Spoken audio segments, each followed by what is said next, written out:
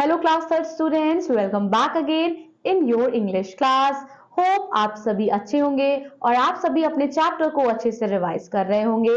I am back again to teach you another new chapter, chapter number 7, Leela and chickens. So आज हम लीला and chickens के बारे में पढ़ेंगे। लीला's family had lots of animals. लीला के परिवार में बहुत सारे जानवर थे। They had cows, horses and goats. उनके पास गाय थे, घोड़े थे और बकरियां थी। Leela's favorite animals were chicken. लीला का favorite animal chicken था। She enjoyed collecting eggs from the hen house, but she wasn't allowed to collect the eggs without help.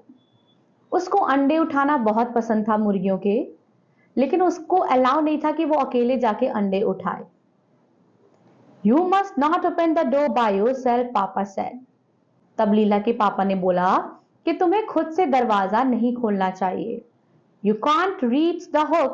तुम हुक तक नहीं पहुंच सकती। If you don't shut the door tight, अगर तुम दरवाजा कस के नहीं बंद करोगी तो जितने भी चिकन्स हैं वो बाहर चले जाएंगे। A fox or some other wild animal might eat them. Fox नहीं तो और जंगली जानवर उन्हें खा लेंगे। लीला promised never to open her house door. और उसने प्रॉमिस किया कि वो कभी भी बिना पूछे दरवाजा नहीं खोलेगी। One morning, एक सुबह पापा went to town to buy few things for house. एक मॉर्निंग पापा जो है वो टाउन में गए कुछ खरीदने के लिए। Mama was busy in the kitchen. और मम्मा किचन में बिजी थी। लीला swept the flower garden. She put water in the dog's bowl. लीला ने गार्डन में झाड़ू लगाई। उसके बाद डॉग्स के बाउल में उसने क्या डाला? जिस बाउल में कुत्ते पानी पीते हैं उसमें उसने पानी डाला। By noon, the sun was bright. Leela felt thirsty. अब दोपहर हो चुकी थी, सूरज एकदम चमक रहा था और लीला को प्यास लग गई। लीला got a cool drink water. फिर लीला ठंडा पानी लेकर आई। I must water the plants. Leela thought. They may be thirsty. लीला को लगा कि प्लांट पौधे जो हैं वो बच्चों प्यासे होंगे, मैं उन्हें पानी पिला देती हूँ। वो पानी लेके आई, आप यहाँ देख सकते हो। After watering the plants in the flower garden, Leela looked at the hen house. जब लीला ने गार्डन में और फ्लावर को बच्चों पानी पिला दिया, उसके बाद वाटरिंग कर दी, उसके बाद उसने हैन हाउस को देखा। उसने सोचा I must give the chicken some water, they may be thirsty too. उसने सोचा मुझे चिकन को भी कुछ पानी देना चाहिए, वह भी प्यासे होंगे। Leela filled a big bucket with water she drag. Leela ने, आप देख सकते हो बच्चों फोटोग्राफ में, एक बकेट में, एक बाल्टी में उसने पानी भर लिया। उसको सरकाते सरकाते वो क्या कर रही है? The bucket to the hen house. और वो हैन हाउस के पास उसने बकेट वो लेके चली आई है। हैन हाउस बच्चों एक कूप होता है जहां मुर्गियों का पालन होता है। थर्स्टी मतलब प्यासा, टू प्रॉमिस मतलब वादा करना। The hook was high. Hook जो था हाई था। She saw stick on the ground. उसने ग्राउंड पे एक स्टिक देखी और उस स्टिक का प्रयोग करके उसने दरवाजा खोला।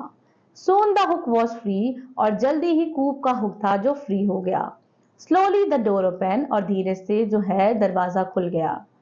20 chickens stared her. 20 चिकन थी अंदर और उन्होंने सबने किसको देखा? लीला को देखा। Look what I have bought for you. देखो मैं तुम लोगों के लिए क्या लेके आई हूँ। She lifted the heavy bucket and put it on the ground. तब उसने बकेट उठाया और ग्राउंड पे रख दिया। When she turned back, जैसे वो पीछे मुड़ी, the chicken were rushing through open door. तब चिकन पानी पीने के बजाय वो दरवाजा जब उसने खोला वो फटाक से बाहर आ गई। No, Leela shouted, waving her arms.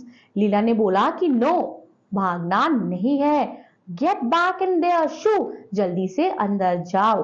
But it was too late. Leela started chasing the chicken round the yard. लेकिन बहुत देर हो चुकी थी। अब लीला जो है वो बस खाली चेस कर रही थी, पीछे भाग रही थी मुर्गियों के। They ran this way and that. वह इधर से उधर भागने लगी। They flew and flapped. वह उड़ने लगी। They flutter and hop. वह कूदने लगी। They went under the tractor.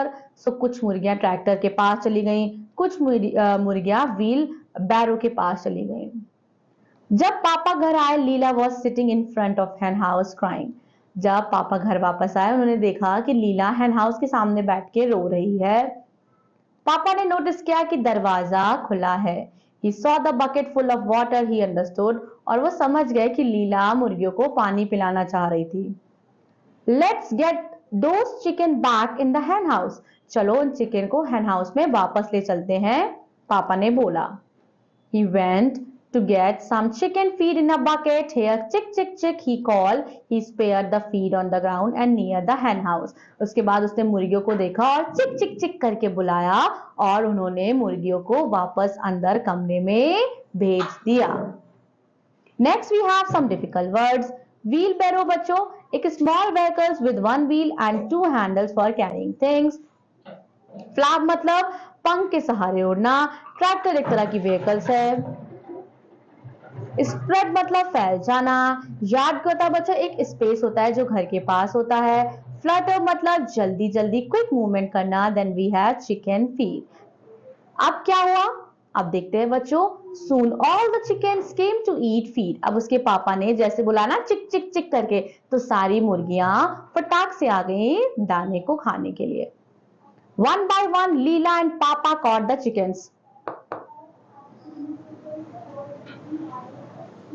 एक एक करके लीला और उसके पापा मुर्गियों को पकड़ने लगे।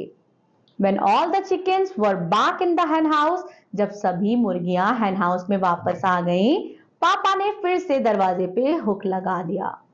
Now chicken were safe. अब चिकन जो थी वो सुरक्षित थी। Leela and papa walk back to the house.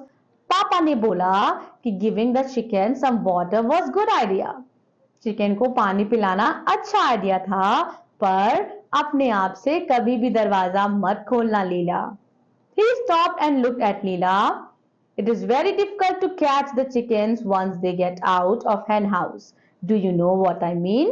तब उसके पापा ने बोला कि देखो मैं तुम्हें इसीलिए मना करता था कि दरवाजे का हुक मत खोलो. एक बार मुर्गियां बाहर चली जाती हैं तो उन्हें अंदर बुलाना बहुत मुश्किल हो जाता है.